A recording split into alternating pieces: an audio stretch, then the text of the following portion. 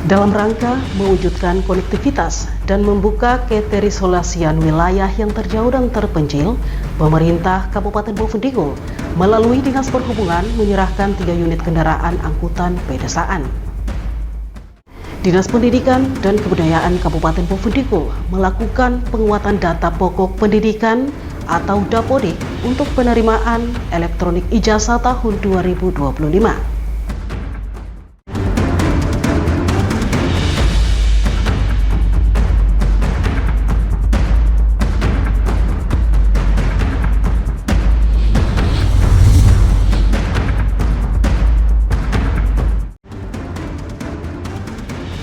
Halo, selamat pagi Bapak Mama dan Mbak Saudara dong semua. Senang sekali saya Romana Grisha Bermasi dapat kembali hadir di hadapan Anda dalam tayangan Infodigul edisi hari ini Kamis 20 Februari 2025. Selain dua topik berita tadi, sejumlah berita akan kami hadirkan untuk Anda. Dan inilah Infodigul selengkapnya.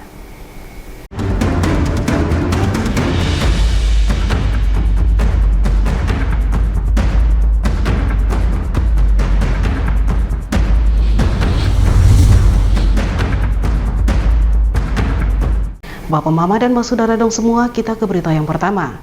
Dalam rangka mewujudkan konektivitas dan membuka keterisolasian wilayah yang terjauh dan terpencil, pemerintah Kabupaten Bovendigul melalui Dinas Perhubungan menyerahkan 3 unit kendaraan angkutan pedesaan kepada pemerintah Kampung Yetetkun, Kampung Sesnuk, dan Kampung Getentiri. Pemerintah Kabupaten Bovendigul melalui Dinas Perhubungan menyerahkan 3 unit kendaraan roda 4 angkutan umum kepada 3 kampung, yakni Kampung Yetetkun, Kampung Sesnuk, dan Kampung Getentiri, yang nantinya akan dioperasikan oleh badan usaha milik kampung sebagai angkutan orang dan barang untuk melayani masyarakat umum lintasan trayek yang dilalui sesuai dengan perjanjian hibah yang telah ditandatangani. Pemerintah daerah Kabupaten Bovendigul terus berupaya untuk mendorong ketersediaan angkutan umum bagi masyarakat guna melaksanakan berbagai aktivitas, khususnya kendaraan roda 4. Namun karena keterbatasan anggaran daerah dari dana alokasi umum, maka salah satu upaya yang terus diusahakan yaitu melalui pendanaan dari dana alokasi khusus fisik bidang transportasi pedesaan.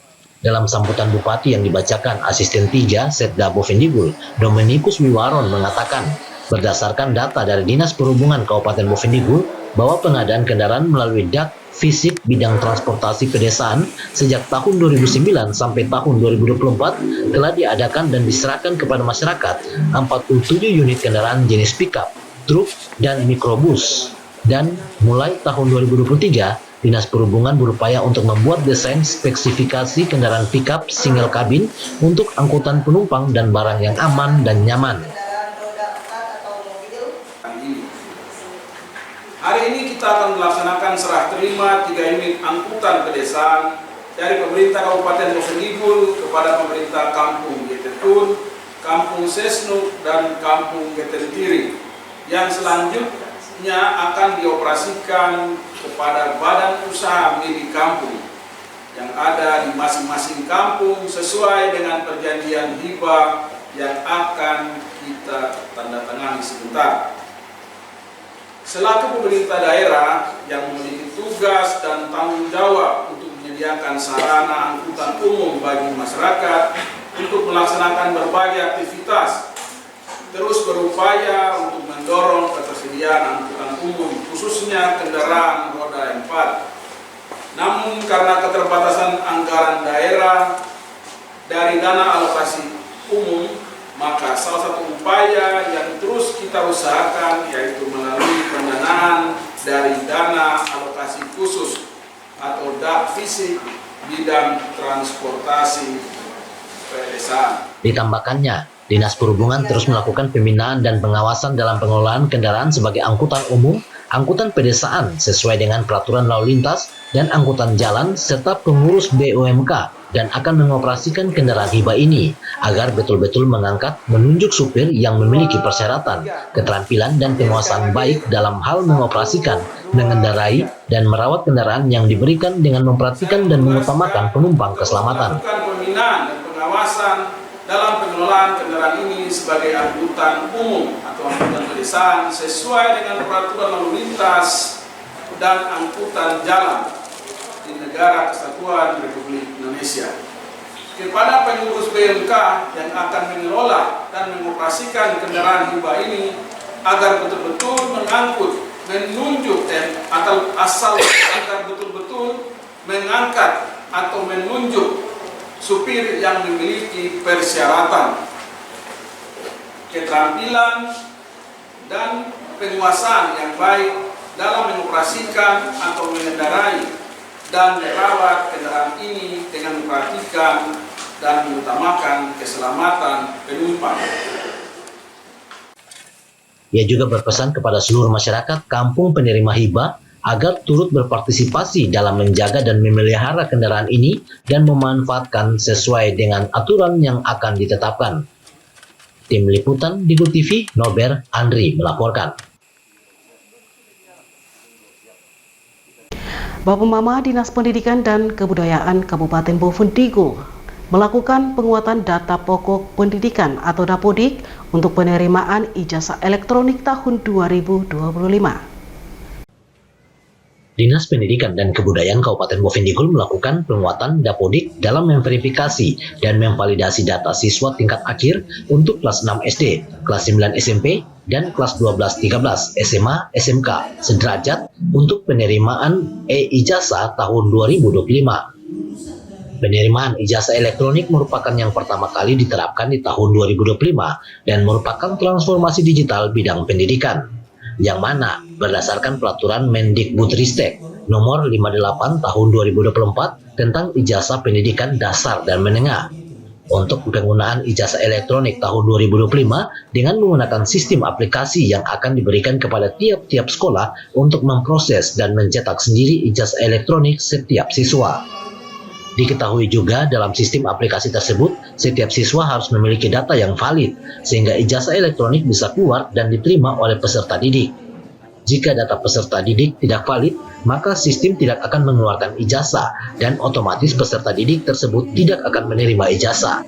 Admin Dapodik Dinas Pendidikan dan Kebudayaan Kabupaten Boven Digul, Hilarius Kuruwaib, mengatakan, ijazah elektronik dibuat berdasarkan Peraturan Menteri Nomor 58 Tahun 2024 tentang penerapan ijazah elektronik yang diberlakukan di tahun 2025. Ijazah tersebut dibuat dengan sistem aplikasi dan sudah tidak menggunakan fisik lagi, di mana aplikasi tersebut akan diberikan kepada sekolah-sekolah untuk melakukan pencetakan ijazah elektronik.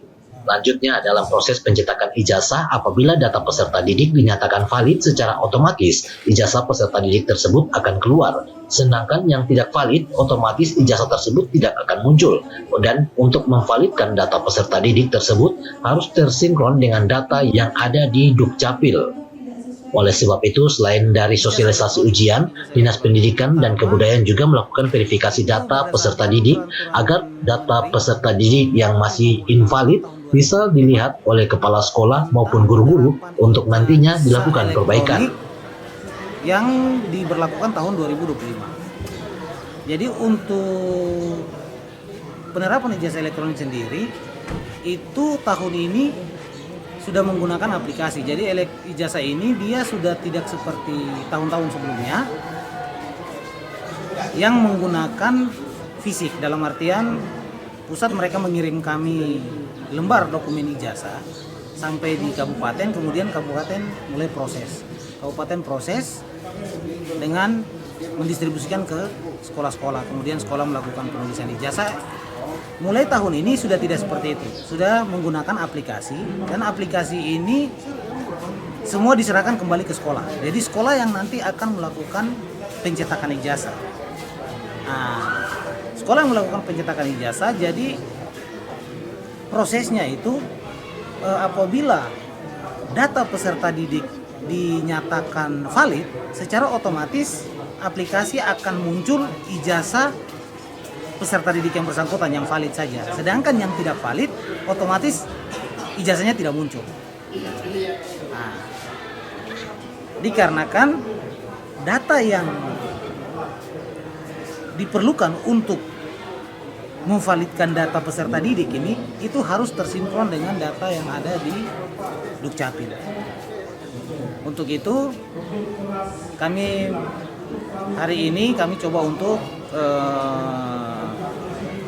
selain sosialisasi ujian, kami coba untuk melakukan verifikasi ijazah, verifikasi peserta didik, supaya peserta didik yang memang datanya masih invalid kami sampaikan ke sekolah untuk segera melakukan perbaikan. Karena kalau tidak, secara otomatis peserta didik yang datanya invalid pasti akan tidak terima ijazah tahun ini. Walaupun mereka ikut ujian, tetapi datanya pasti ijazahnya pasti mereka tidak akan dapat. Dirinya juga mengatakan pada ijazah elektronik bisa dilakukan perbaikan, hanya regulasi untuk perbaikan datanya diberikan sampai dengan tanggal 31 Desember tahun berjalan. Karena setelah itu dari pusat akan memperbaharui sistem pada aplikasi e-ijazah tersebut.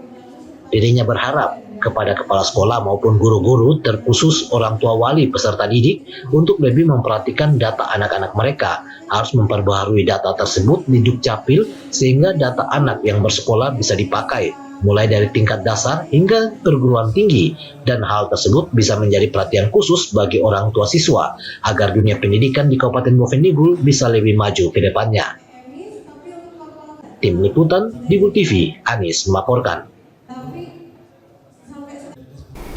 Bapak, Mama, dan Pak Saudara dong semua, jangan kemana-mana, sesaat lagi Info Digul akan kembali, tetaplah bersama kami.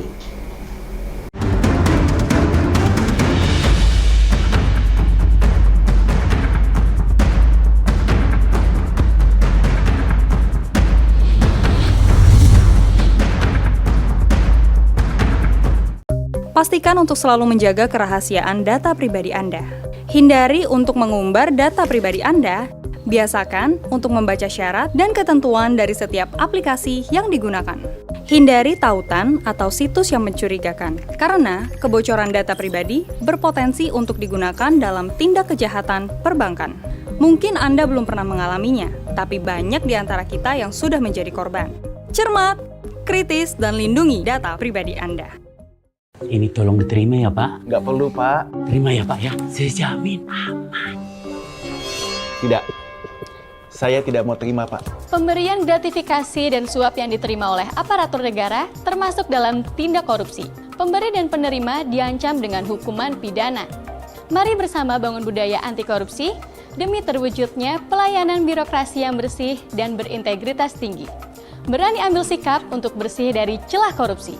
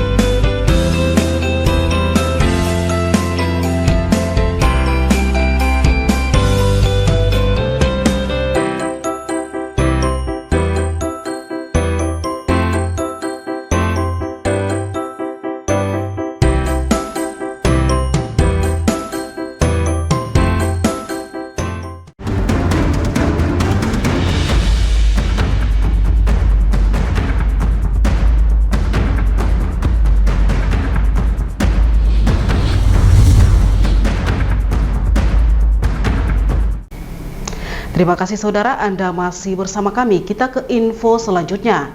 Badan Perencanaan Pembangunan Daerah, Bapeda, tengah menyusun langkah strategis dalam pengelolaan dana alokasi khusus atau DAK non-fisik untuk tahun 2025. Fokus utama dalam perencanaan ini adalah optimalisasi pengalokasian bantuan operasional kegiatan atau BOK. Penyusunan strategi ini bertujuan untuk meningkatkan efektivitas penggunaan dana agar tepat sasaran dan berdampak maksimal bagi masyarakat, dan memastikan bahwa setiap alokasi dana dapat mendukung peningkatan layanan publik, terutama dalam sektor kesehatan dan pendidikan. Selaku admin Krishna DAK, Luciarti menjelaskan bahwa Kabupaten Bovendigul mendapatkan dana alokasi khusus untuk bantuan operasional kegiatan BOK di sektor kesehatan, BOK keluarga berencana, BOK yang dikelola oleh Dinas Pendidikan. Namun khusus untuk BOK Dinas Pendidikan, seperti tunjangan khusus daerah TKD bagi guru dan lainnya, belum menjadi fokus utama dalam tahapan perencanaan saat ini, karena perencanaannya masuk ke aplikasi Krisna di tahun 2025.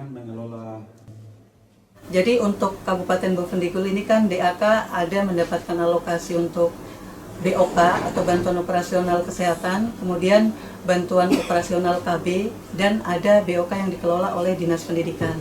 Khusus BOK Dinas Pendidikan ini TKD guru dan lain-lain, mungkin kami memang belum fokus ke situ. Karena memang untuk DAK non fisik kebetulan baru perencanaan 2025 yang masuk ke aplikasi Krisna. Nah, dalam hal ini saya menyampaikan karena posisi saya di sini kan sebagai admin Krisna daerah. Jadi untuk tahapan mulai dari perencanaan, kemudian pelaksanaan sampai pelaporan, kami Bapeda memfasilitasi sama mendampingi OPD di aplikasi tersebut. Kemudian dengan strategi yang matang, Bapeda berharap pengelolaan dana non-fisik dapat lebih transparan dan efektif sehingga manfaatnya dapat dirasakan secara langsung oleh masyarakat, khususnya di bidang pendidikan dan kesehatan. Perencanaan ini diharapkan dapat menjadi tonggak awal dalam meningkatkan kualitas layanan publik yang lebih merata dan berkeadilan di Bovendigul. Tim Liputan, Digul TV, Dedi melaporkan. Saudara, kita beralih ke berita lainnya. Inspektorat Bovendigul Stefanus Wahyudiana menegaskan bahwa setiap kepala organisasi perangkat daerah atau OPD harus bertanggung jawab penuh terhadap absensi kehadiran stafnya. Hal ini disampaikan sebagai upaya meningkatkan kedisiplinan aparatur sipil negara ASN dalam menjalankan tugas dan kewajiban mereka sebagai abdi negara. Kehadiran ASN dalam apel rutin selama ini menjadi sorotan penting. Disiplin dalam mengikuti apel mencerminkan komitmen serta tanggung jawab ASN terhadap tugas-tugas yang telah diamanahkan. Oleh karena itu, Kepala OPD diminta untuk memastikan seluruh stafnya hadir sesuai ketentuan yang berlaku. Inspektorat Bovendigul, Stefanus Wahyudiana mengatakan, kehadiran para pegawai merupakan tanggung jawab Kepala OPD. Saat ini absensi kehadiran pegawai di setiap OPD telah menggunakan sistem fingerprint, sehingga Kepala OPD dapat dengan mudah memantau kehadiran stafnya secara real time. Selain itu, pembayaran hak pegawai juga disesuaikan dengan data yang tercatat dalam sistem fingerprint tersebut. Jadi absen itu kan sudah sekarang ada panggil fingerprint ya. Itu nanti berkaitan dengan itu ya, dalam absen itu sudah dari single fingernya kita lihat. Jadi kalau memang pembayaran itu kan biasanya Kepala OPD tanggung jawab terhadap itu. Jadi nanti dari data itu di absen itu kan ya, kalau apel ini kebijakan daerah yang nggak terlalu di absen juga, tapi di single finger di OPD itu kan. Apakah absensi menjadi salah satu objek pemeriksaan ataupun audit yang dilakukan internal APIP ini? Ya, memang saat ini untuk absensi ya kita ada kebijakan daerah juga, jadi bulan Januari belum masih ada ke depan kebijakan itu dari daerah. Jadi kemarin tahun Desember kemarin langsung nggak pakai lagi ya, itu nanti ada kebijakan dari daerah. Wahyudiana juga menegaskan, sebagai aparatur sipil negara, setiap pegawai tidak hanya berhak menerima tunjangan atau hak-haknya, tetapi juga memiliki kewajiban untuk melaksanakan tugas mereka dengan penuh disiplin.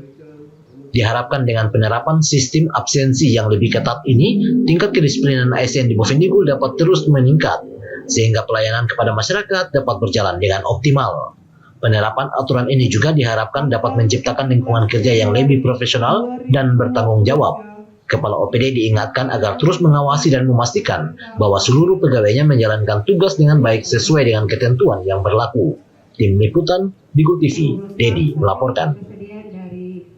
Bapak Mama dan Mbak Saudara dong semua, sesaat lagi Info Digul akan kembali, tetaplah bersama kami.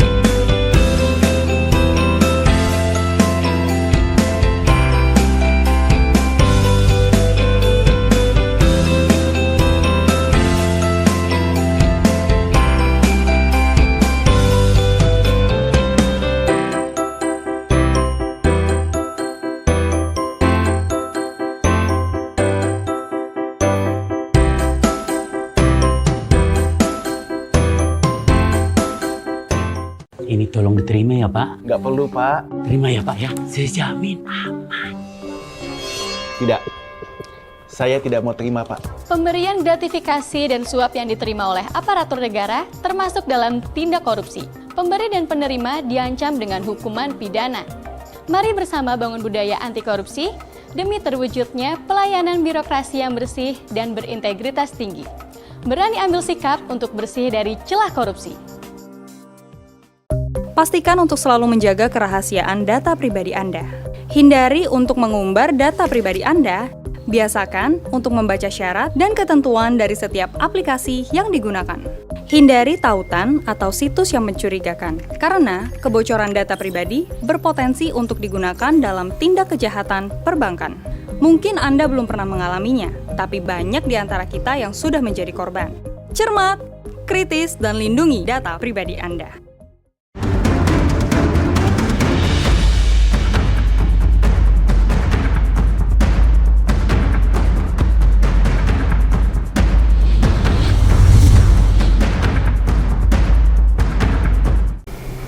Terima kasih saudara, Anda masih bersama kami. Setiap organisasi perangkat daerah OPD di Bovendigul diwajibkan untuk memeriksa prestasi pekerjaan yang dilaksanakan oleh rekanan sebelum mencairkan tagihan proyek.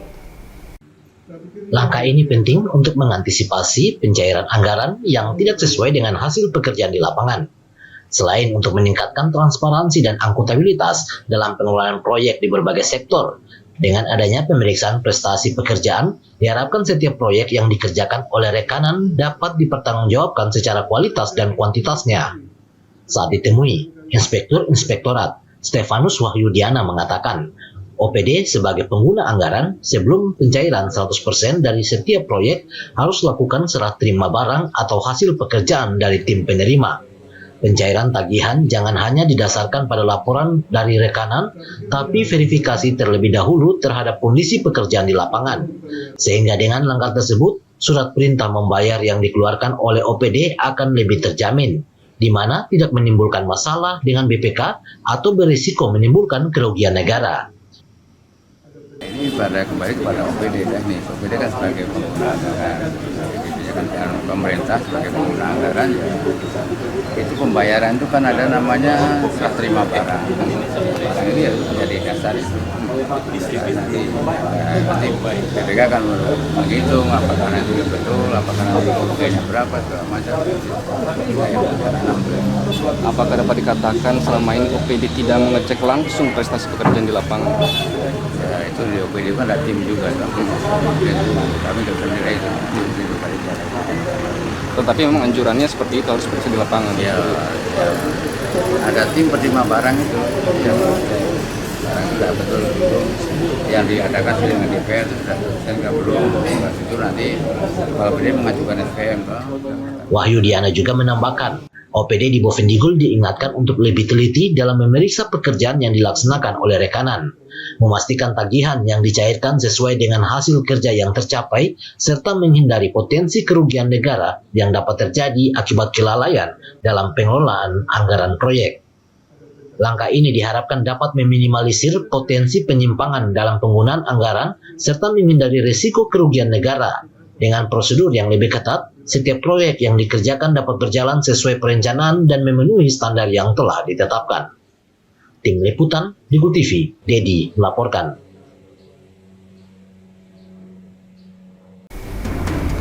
Bapak, Mama, dan Mbak Saudara dong semua, dengan berakhirnya informasi tadi, sekaligus mengakhiri perjumpaan kita dalam Info Digul pagi ini. Terima kasih atas kebersamaan Anda, dan terimalah salam persaudaraan kita, Nuk Bagen, Gup Bagenep, Gup Bagenep, Nuk Bagen. Saya ada karena kamu ada karena saya ada. Saya Romana Krisya Bermase, mewakili seluruh kerabat redaksi yang bertugas, mohon pamit undur diri. Selamat pagi dan sampai jumpa.